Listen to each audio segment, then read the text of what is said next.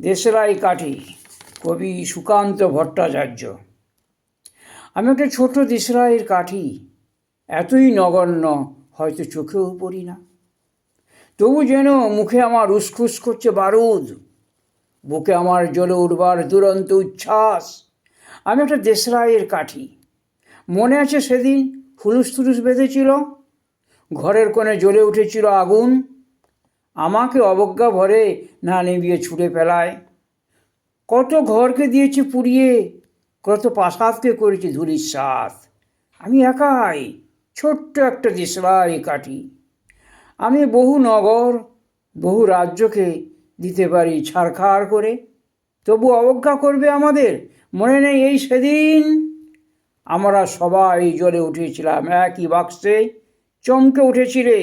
আমরা শুনেছিলাম তোমাদের বিবর্ণ মুখের আর্তনাদ। আমাদের কি অসীম শক্তি তা তো অনুভব করেছো বারংবার। তবু কেন বোঝো না আমরা বন্দি থাকবো না তোমাদের পকেটে পকেটে। আমরা বেরিয়ে পড়ব, ছড়িয়ে পড়ব শহরে গঞ্জে গ্রামে, দিগন্ত থেকে দিগন্তে। আমরা বারবার জ্বলি নিতান্ত অবহেলায়, তা তো তোমরা জানো, কিন্তু তোমরা তো জানো না কবে আমরা জ্বলে উঠব সবাই শেষবারের মতো।